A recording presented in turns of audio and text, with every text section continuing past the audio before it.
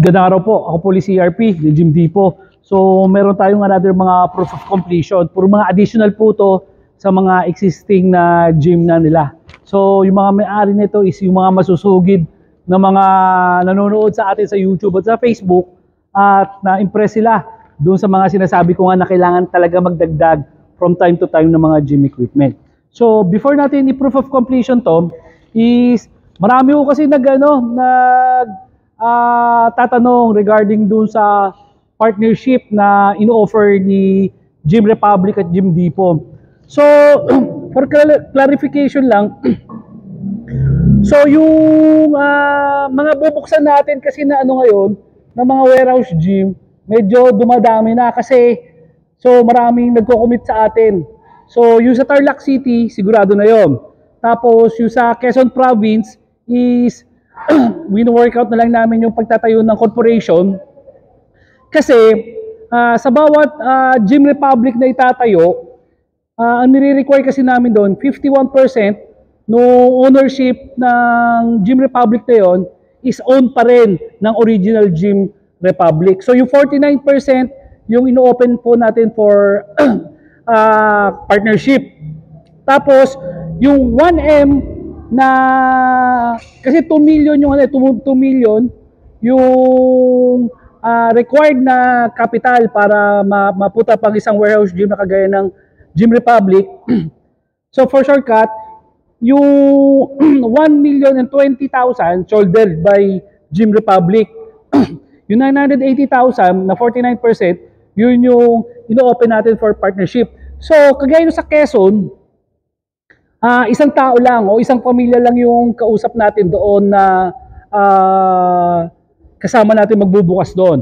Pero not necessarily na isang tao lang yung kailangan kasi pwede kasi yun na kunyari, katulad nila papangalanan ko lang sila Sir Joel tsaka ni Ma'am Princess, saka na natin lagay yung pangalan, wala sila eksaktong lugar na paglalagyan. So, nagtiwala lang sila na magbubukas ako sa Quezon Province, so doon kami nag-partnership. So hindi mo kailangan na may sarili kang property. So kung hindi naman naabot doon sa 49%, pwedeng pooling. So marami na lumalapit din sa akin na hindi kaya yung 49%. So ang minimum na pwedeng invest is 100,000 pesos. So lalabas siya at least parang shortcut lang. Isang tao up to 10 tao yung kailangan natin na partner, which is ang minimum is 100,000 pesos. So kung di aabot sa 1 million yung capital nyo, pwede naman yon ng 100,000 ang division ng bawat i-invest nyo. Tapos proportionate naman yung magiging kita nyo. Tapos ang tanong doon, paano yung hatian ng kita? So yung hatian ng kita kasi doon, kagaya na sabi ko, proportionate yon. So kung magkano yung in-invest mo, lalabas doon kung magkano yung percentage ng ownership mo doon sa franchise na yon. So ito, may-ari ka talaga nung gym na yon, hindi ka mere investor na nagbigay ng pera tapos bibigyan kayo ng papel. Ito, magtatayo na sarili korporasyon at ang pangalan nyo na doon sa korporasyon na yon. Bali, yung incorporators would be composed of 2 or 11 persons yun. Kasi yung isa is yung Gym Republic, which is considered 1 person. Then, 1 to 10 naman yung pwedeng mag-ambag-ambag. So, kung medyo nagpaplano ka magtayo ng gym at wala ka pang idea kung paano, yung budget mo sa pagpapatayo ng gym, pwede mong iambag sa Gym Republic na itatayo kung saan man. Ngayon, speaking of sa Quezon Province, which is nag-commit na rin sila Ma'am Princess at si Ma'am Joel, wino-workout na rin namin yung sa Caloocan. Okay, so hindi ko na muna babanggitin, baka mag-jinx. Pero ito yun, ang susunod natin sa Quezon Province is yung sa Caloocan. So, yun, open po yun for do sa co-ownership na sinasabi ko. Kasi limited pa lang yung mga nag-commit sa akin doon at hindi pa aabot ng 1 million yung yung 49% o yung share na kailangan ko. Pero yung lugar sa Caloocan na yun, napakaganda. Kasi although ito, 500 square meters lang to. Compared do sa Tarlac na 800, ito 500 lang pero napakadaming tao.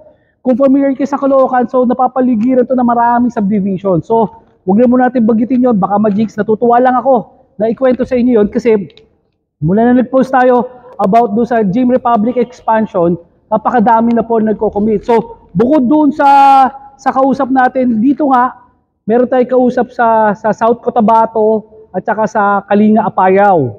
So, yun yun. Yung sa Bohol, meron din pero medyo under negotiation pa. Hindi katulad yung mga nasabi ko, yon most likely matutuloy yun.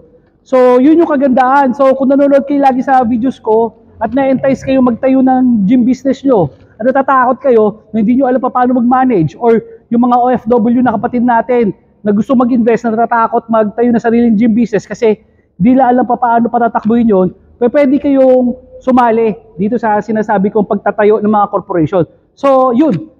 May nag-comment pala sa YouTube kung may secondary license, yung SEC. Okay, para sa kalaman na lahat, yung secondary license kasi na nire-require ni SEC is para sa mga kumpanya na nagsusolicit ng investment. Kailangan po yun, tama yun. Pero ito po, hindi po tayo nagsusolicit ng investment para dagdag kapital. Actually, ang ginagawa natin, nagsusolicit tayo magtayo ng kumpanya. Hindi po kami humihingi ng additional na investment para gamitin namin, tapos kayo, bibigyan namin kayo ng kasulatan para kung magkano yung kikitain nyo. Ito mismo is ownership po talaga. Kumbaga magtatayo ng korporasyon. So, ang inaanyayahan namin is mga incorporators. Mga tao na magtatayo ng kumpanya na yon. So, kasi medyo nabibigatan sila doon sa 2 million dati na franchise fee na Gym Republic. So, ang ginawa namin, napag-desisyonan namin, nahahatian na namin na 51% kasi gusto talaga namin makasigurado doon sa success ng bawat Gym Republic na itatayo. Kasi kami mismo yung magmamanage. Kasi yun yung specialty namin. Kagaya na sabi ko, kung kayo nga natuturuan ko kung paano magpatakbo ng sariling gym business, ano pa kayo sa amin. So, it's about time ngayon na i-expand natin yung Gym Republic at may apply natin yung mga natutunan natin through the years. So anyway, bago lahat, proof of completion muna tayo para may describe ko ng konti itong mga gamit natin. So ito yung kung mapapansin nyo, palaging na-order tong assisted squat with standing calves. Kasi marami na talaga magagawa to. So ito po ay para kay Sir Tantan ng Laguna. So ang assisted squat dati kasi, ito yung gamit niya talaga. So basically, squat siya. Ang maganda dito kasi, padded to, kaya hindi masakit sa balikat. Tapos proper yung posture, labas ang dibdib, labas ang puwet. Tapos in case lang na nag-lock yung paa mo at hindi mo na kaya at wala kang spotter, babaksak mo lang to, hindi ka na madadagalan nito. So hindi ka matatakot kung hindi mo na ibalik yung lock. Kasi alam niyo naman sa gym, hindi maiwasan pabisan yung disgrasya eh. So anyway, ito yung pinaka-safety catch niya. So, kung di mo maibalik to, in case na nag-lock yung paa mo, hindi mo kaya, hindi mo na maibalik, hayaan mo lang bumaksak, hindi ka niya mababaksakan eh. So, yun yung isang gamit niya, assisted squat. Then, pwede rin to ng standing calves. Maraming nagpapabayaan yan eh sa gym, yung calves muscle. So, ito, importante na matuunan ng pansin yung mga calves. Pero, yun yung kagandahan nito. Kasi, bukod doon sa mga nabanggit ko na exercise ngayon, pwede na rin siya na shoulder. So, pwede siya shoulder exercise. So, dumami ngayon yung mga gagawa niya. Then, aside from shoulder exercise, pwede rin to ng rowing, barbell row. Kagaya na sabi ko, yung kamay ang titigan nyo, nakadiretso siya. So, unlike yung sa barbell row kasi, dahil sa center of gravity pababa, yung kamay mo nakatupi. Ito, pag ganun yung range of motion niya. Kaya, pantay na pantay sa kamay mo. So again, pwede rin itong shrug. 4 na exercises yung magagawa ng simpleng machine na to. Kaya maraming maraming order sa atin ito. Then ito, medyo nagiging, na-start maging popular kasi na-feature dun sa reels natin uli. So ito yung multi-press machine para kay Sir Adrian Bato Bondesto ng, kung di ako nagkakamali, GMA Cavite si Sir Adrian.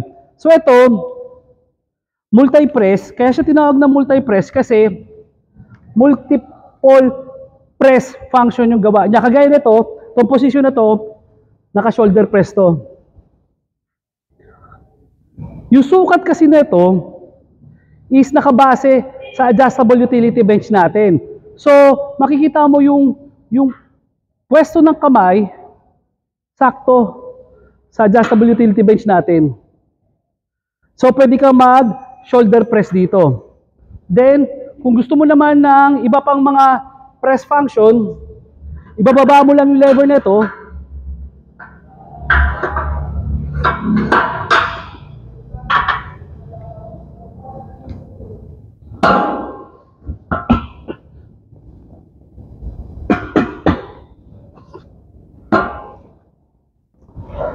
So again, sukat ulito sa adjustable utility bench natin. So pwede ka rin mag-incline dito. Incline bench press. And so on and so forth. So ito, nakita nyo yung incline. Pwede rin siyang flat. Na ibababa to. Pwede rin ng decline hanggang baba. Tapos, kagaya nung pinakita natin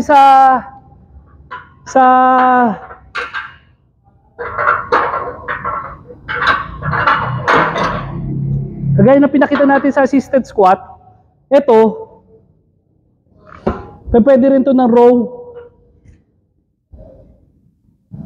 pwede rin na shrug.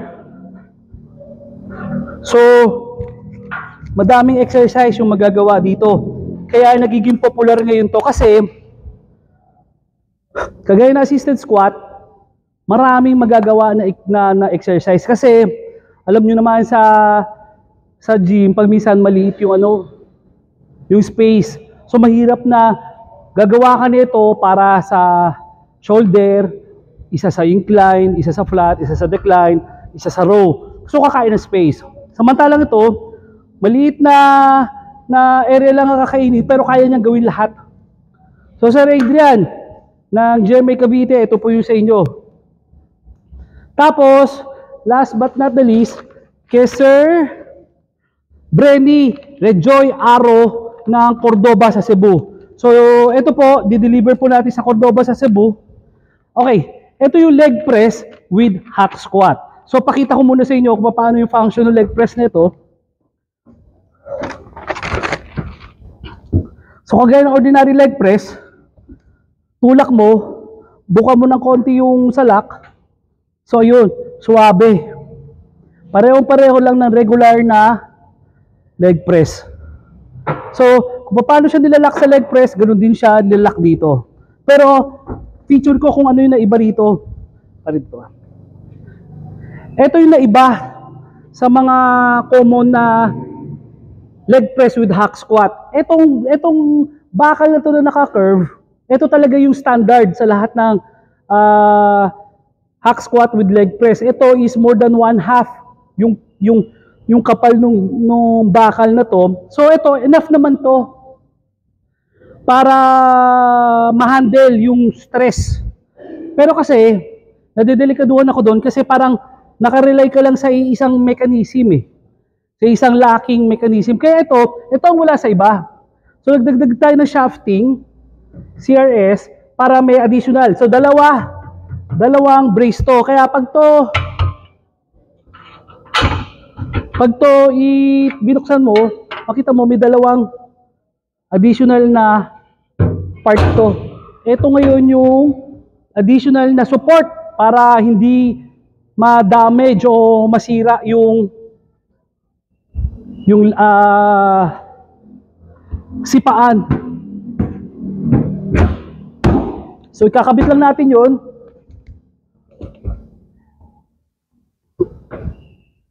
Pwede ka nang mag-hack squat.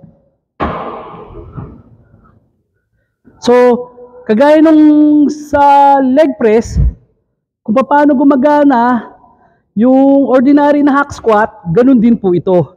So ito, kung mapapansin nyo, 2-in-1 to. Bali, lahat nakita nyo mga machine na to, iba-iba ang may-ari, pero ang common denominator na to, multifunctional yung mga equipment. So, sa Gym Depot kasi, naiintindihan natin yung yung mga clients natin na medyo maliit ang space. So, hindi pa pwedeng, may mga times na hindi pa pwedeng hiwalay ang leg press, hiwalay ang hack squat. So, ito, kung maliit ang space mo at budget concern ka, ito ang bagay sa inyo. Kasi, pwede siyang leg press, pwede siyang hack squat. So, yung multi-press natin, ganun din. At yung assisted squat with standing calf, so ganun din. So, yun yung kaibahan namin siguro. Isa sa kaibahan namin sa ibang mga fabricator kasi kami, mas gusto namin yung multifunctional. Kasi although maliit ang kita doon, alam namin, satisfied yung kliyente at masusulit nila yung perang ginastos nila. Kasi ako, naiintindihan kayo, although nakikita nyo yung pinopromote natin na Gym Republic na warehouse gym, galing ako sa garage gym. Galing ako na ang gym namin, garahe lang talaga, na 30 square meters. At napakahirap magtayo ng gym sa ganung kaliit na area, tapos limited yung budget mo, tapos gusto mo lahat, meron ka. So sa mga ganito equipment, maliliit na footprint lang to, maliliit na space lang kakainin ito, pero marami na po yung magagawa. So anyway, kung meron kayong tanong doon sa partnership natin sa Gym Republic, PM nyo lang ako. Nagpapasalamat talaga ako na overwhelming yung support at I hope magtuloy-tuloy. Salamat po sa lahat ng mga nagtitiwala. Ako po si RP ng Gym Depot. Maraming salamat po.